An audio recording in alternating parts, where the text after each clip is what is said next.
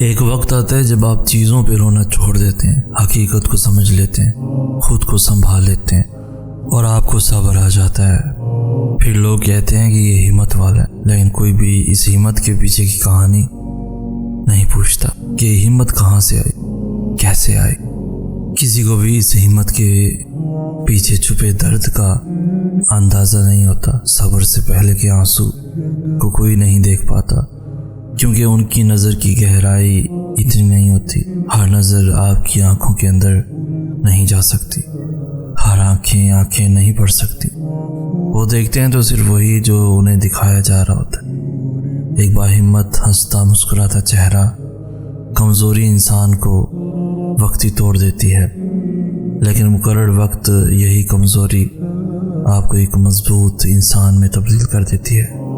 لیکن ہر چیز وقت مانگتی ہے۔ ناشکری کی بجائے اللہ کے مقرر کردہ وقت کا انتظار کریں۔ قرآن پاک میں اللہ تعالیٰ فرماتا ہے، بس آپ انتظار کیجیے، بلا شبہ وہ بھی انتظار کرنے والے ہیں۔ تمہیں لگتا ہے زندگی بس وہی تک ہے جس کو تم چاہو وہ تمہیں مل جائے، اور جو نہ ملے تو زندگی ختم۔ یہ زندگی تو نہیں تھی، یہ تو محض اللہ کی طرف سے تمہیں آزمایا گیا تھا، اور دیکھو تم جیت گئے۔ یاد ہے تمہیں وہ سجدہ جب تم نے رو رو کر اپنی محبت کو مانگا تھا اللہ سے؟ کبھی تم دعا میں ہاتھ اٹھاتے تو اللہ کے سامنے اپنے آنسوؤں کو چھپا لیتے، تو کبھی ذرا سی بات پر ٹوٹ کر بکھر جاتے، کبھی ہار کر سجدے میں گر جاتے، کبھی صبر کے لیے دعا مانگتے۔ دیکھو تمہیں کہیں نہ کہیں وہ سب مل گیا جو تم چاہتے تھے۔ اللہ مل گیا، اللہ کی محبت مل گئی، وہ سب کچھ جو تم دعاؤں سے اللہ سے مانگتے تھے۔ ان دعاؤں کے بدلے اللہ نے تمہیں کتنی بہترین چیز سے نواز دیا، اور وہ چیز خود اللہ کی محبت ہے۔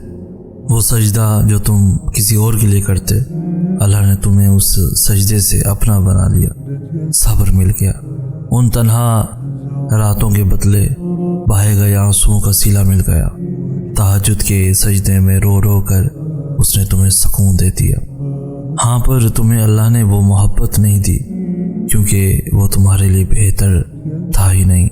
اس نے تمہیں اتنی پیاری چیزوں سے تمہیں نواز دیا جو شاید کبھی تم نے گمان نہیں کیا تھا۔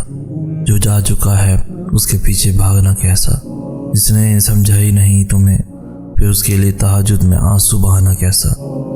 کچھ مل جاتا ہے، کچھ کھو جاتا ہے، یہ سب تمہارا خود کا گرہ بنایا ہوا یقین ہے۔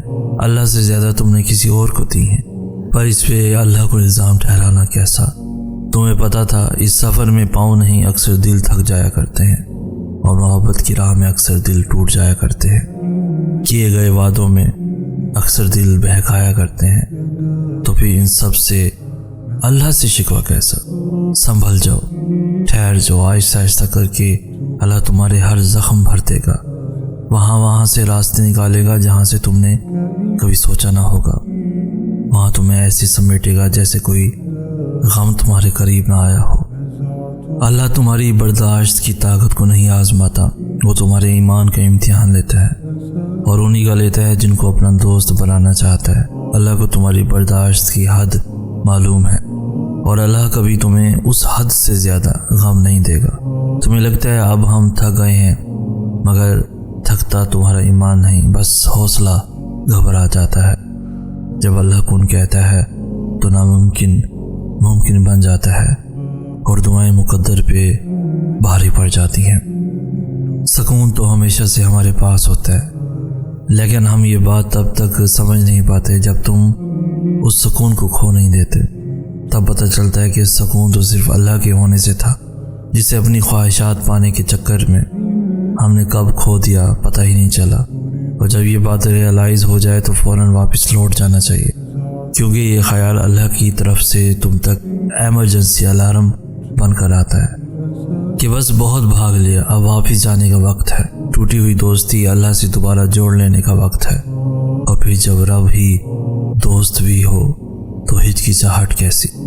بس بھاگ چلو تیزی سے، راستے میں کہیں بھی رکنا نہیں ہے، بس سیدھا اس کے پاس جانا ہے، اور معافی مانگ کر اس رشتے کو بچا لینا ہے، کیونکہ وہ اللہ ان سے بہت محبت کرتا ہے جو اپنے اور اس کے رشتے کو بچانے کے لیے سب چھوڑ آتے ہیں، اور وہ بڑا مہربان دوست ہے۔ وہ فوراً معاف بھی کر دیتا ہے اور وہ سب واپس بھی لوٹا دیتا ہے جو تم نے اس سے دوستی کی خاطر قربان کر دیا ہوتا ہے۔